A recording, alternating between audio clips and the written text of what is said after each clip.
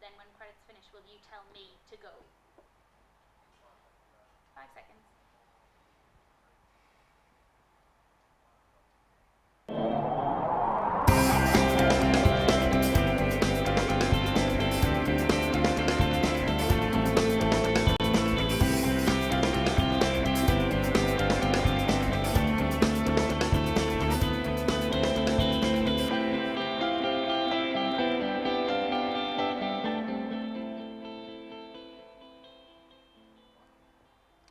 The first day of roadworks have started on Wessington Way. And it's been the most successful Lumiere of all time.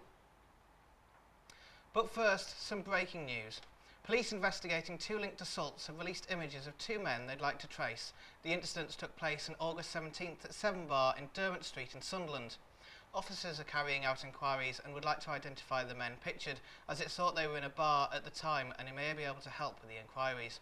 The men, or anyone who recognises them, is asked to contact Northumbria Police. Also, the death count from Friday's terrorist attacks in Paris has risen up to 130 people. Islamic State released a statement in which they revealed they were behind the attacks. Cameron Wellburn. Following the horrific attacks in Paris over the weekend, we spoke to a Sunderland woman who has experienced it firsthand. Well, I'd spent a week in France and I was having a really nice time. On Wednesday it was a public holiday and I was staying in an area called the 12th arrondissement, which is just south of the 11th and 10th arrondissement where some of the attacks happened, and I actually visited those areas that day because it was a holiday and no schools or universities were open. So I walked along the Canal Saint-Martin, which is one of the areas that was affected by the attacks, and the Place de la République and things like that. So I knew kind of how those areas were on a normal day, and there were loads of people around. It was really sociable. It was where lots of ordinary Parisians spend their free time and where lots of people live. It's a very populated area, so it's not so much tourists as really where lots of French people live. So on Friday I wasn't in that area.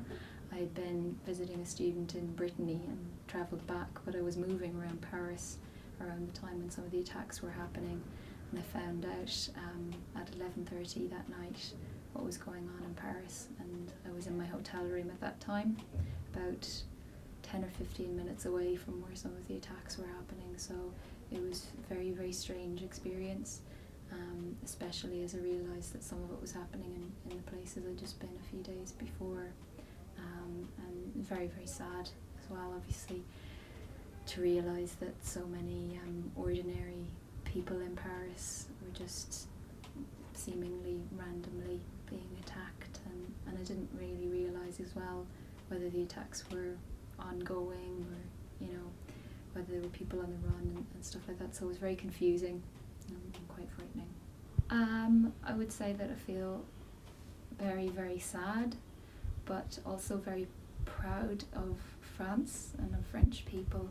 I think that they were really dignified and really united in their response to the attacks, and it certainly wouldn't ever discourage me from spending time in France again. I think I've more respect for the French people now even than I did before, and I think that they have a wonderful country and a wonderful way of life, and I hope that they maintain that and don't let this turn this into an experience which brings more people together rather than dividing them. Yeah, well, what we're doing is obviously in support of Paris and the atrocity that occurred at the weekend. We've decided that we could like to do this on both the Friday, tonight and tomorrow night prior to the illumination starting. So Pension Monument and the Kiel Square area will be covered in the French national tricolour colours. So, you know, hopefully that will show our loyalty, remembering of course we're twin with Saint-Nazaire, and that we have a lot of close relationships with our European colleagues, particularly in France and Belgium. And obviously our heartfelt sorrow goes out to the people of Paris.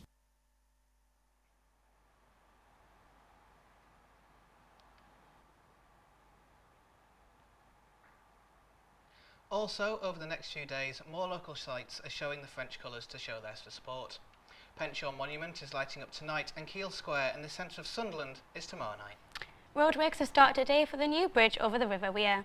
The roadworks are expected to last until 2018. Local taxi driver Eric Pickersgill told us how he thinks it will affect the traffic in Sunderland. It's the first day of 4 weeks of road closures as the building gets underway on the new Weir crossing. Wessington Way has been reduced to one lane until this phase is complete. Biggest problem is at peak times, early mornings, tea time. Traffic builds up. There's always somebody trying to be too fast, you know. Because that's what's on the notice board as you drive past it. It says 2018. Didn't say when in 2018, I don't think, but we'll have a look. Yeah. When we're driving past. They're well used, but the entrance roads to them are too small. Match day, this one builds up. The Alexander Bridge is only 2 lanes, north and south. Again, one single entry road at the top. The Amazing Wearside Award night was held on Thursday at the Point in Sunderland. Held by Connect Group and Sunderland Bid, the event aimed to group together business minds and promote creativity. Word and Wearside reporter Gemma has more. A celebration of local business and enterprises. Over 40 local companies gathered together for a night of recognition. 8 well-known and local sponsors were in attendance to present each of the awards. Small Business of the Year winners Elliott Westland Insurance Limited tell us about this achievement. Absolutely marvellous for us. The staff have worked really, really hard this year. We've been building our business now for 3 years, and last year was a really tough year. So everybody was really excited and delighted really at the outcome of that.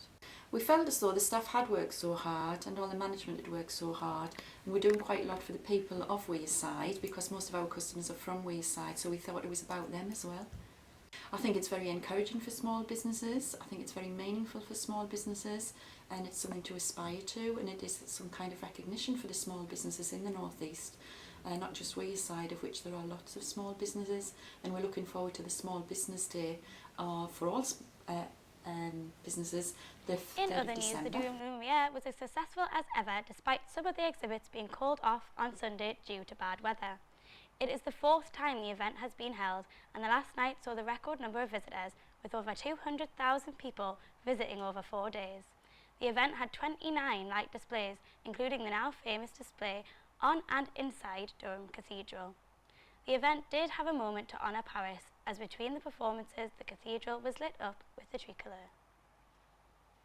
Sunderland's toy shop The Entertainer is collecting boxes for Operation Christmas Child, which is created by the charity Samaritan's Purse. If you don't know what Operation Christmas Child is, they send shoe boxes full of gifts to unfortunate children across the world, and it's simple to do in just 5 steps. Step 1. Find a box, wrap it in wrapping paper and label your box if it's for a boy or a girl. Step 2. Fill the box with toys, hygiene products, school supplies and other items such as hats or scarves. Step 3 is optional, but you can pay for a shipping donation and track your shoebox to find out its final destination. Step 4. Drop off your box to your local collection point, which is The Entertainer, located at the Bridges Shopping Centre. Talking about Christmas, tomorrow is the rescheduled date for the Sunderland Christmas Light Switch, hosted by X Factor Andrea Fassini. With the event originally scheduled for last Thursday, it was cancelled due to concerns over the weather. You can see the Christmas light switch on tomorrow in the city centre from 6:30. Quidditch, the fantasy sport from the Harry Potter movies, has made its first appearance in the North East. Paul Armstrong went down to Belmont Community School in Durham to find out more. Who are we? Durham! Who are we gonna be? King of the North! Quidditch, once the sport of Harry Potter and his pals, is now one of the fastest growing sports in the UK. We went to the Northern Cup to follow Durham Quidditch Club. We asked the players what Quidditch is all about. Tackle some nerds. It's sort of handball, rugby, dodgeball, sort of. A bit of netball maybe. I guess the classic quote is it's a combination of rugby, handball and dodgeball, in the sense that you've got the physicality of rugby, you've got the movement involved in handball, and you've got the bludgers, which are closest in relation to dodgeball. They are competing against 14 teams from the north of Britain. These are teams with fantasy-related names, such as the Nottingham Nightmares, and the Kiel Squirrels. How has the players found the tournament so far? This year we've got two teams. We've got Durham Strang behind me are the first team, and then Durham Direwolves, who we all just watched play their first match, are the second team. This year we had numerous ones, so we won Highlander Cup, which is why we started taking up the chant King in the North. We just started working with the Sports and Rec Alliance of the UK, and they work with national governing bodies such as FIFA, etc. They're being super helpful, and they're helping us out setting up and becoming more established as a sport. Long term, we want to see it introduced in school. Hopefully what that relation with the Sports and Recreation Alliance will show is that people will start to widely accept us and actually look a bit more into the sport before they judge us. Most people who you see here today will not, like Zach, who you interviewed, hasn't read Harry Potter. Most people are not playing this for Harry Potter. Like, obviously when people start up teams, they do it because they love the books and they love the idea of playing it, but you get proper athletes coming in and they're playing it for the game, for the tactics that are involved with having 4 different balls on pitch and a snitch. Whatever the future of Quidditch, it's still a lot of fun. What?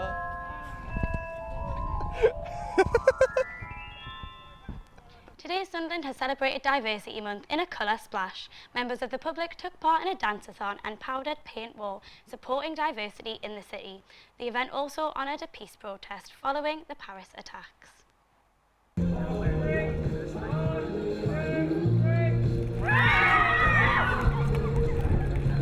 Members of the Sunderland community have come together today in a colour splash. The collaboration of different gender, sexuality and race was celebrated with over 60 kilos of powdered paint thrown into the air and at each other. As a part of Diversity Month, the decision to paint the city colourful was organised by Adam Gorn, the city's volunteering and environmental coordinator. Today we are celebrating International Day of Tolerance by making the campus colourful. We've had the chaplain do a wonderful poem and we've all had lots of fun, like I say, making the campus colourful, getting everybody together from all different nations, all different backgrounds and having a good time. Around 40 people joined in to paint the city and more came to spectate. The event was launched with a poem read by the University of Sunderland chaplain. Reverend Chris Hawson spoke and he was followed by a held silence in a peace protest following the attacks in Paris over the weekend. We have just launched 60 kilograms worth of coloured paint at each other in 4 different colours, and we've just literally coloured the campus as well and made everybody have fun. The rainbow of coloured powder was spread across the River Wear, and plans to do more events just like this are going ahead. Every year we celebrate Diversity Month in November, and we're going to do more and more activities like this, but if anybody does want to get involved, the university has an allocated set of money where they want to make the campus more vibrant, more exciting. All you need to do is visit our website, which is www.sunderlandsu.co.uk/happy campus, and you can apply and you can do one of these yourself. We mentioned the Christmas lights before, and our reporter, Dominic, went to see John Kennedy to find out more. The event started at 6 p.m. with a full stage programme, which included performances from East Harrington Primary School Choir, Eclipse, Southmost Secondary School Choir, this year's City Sings winners, and the rhythm and blues tones of the Revolutionaires. The lights were switched on around 7 p.m. and it was a fantastic event to start the festive period this year. I interviewed a steward who worked the event to discover if the event was as successful as planned. Yes, I mean, this is the first time the council's put this on, and I think it's brilliant because it's brought out so many people. There has been a lot of families here tonight, but there has been a lot of generations as well. I also interviewed a member of the public who attended the event to gather a spectator's opinion. It's a bit different for Sunderland. Usually there's not a lot going on, so it's good for something to be happening. It's good for the community because with Sunderland it just gets outshadowed by Newcastle a lot, and people say there's a lot more going on there and there's not a lot going on in Sunderland, so it's good for stuff to be happening around here. The atmosphere at the event was fantastic, especially as the event came to an end, where the sky was lit up with a firework display.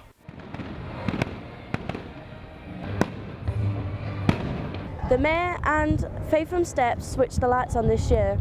There has been fireworks, lots of families, and it has been a really busy event. The light switch on was also a launch to late night shopping at the Bridges Shopping Centre, which will continue up until Christmas.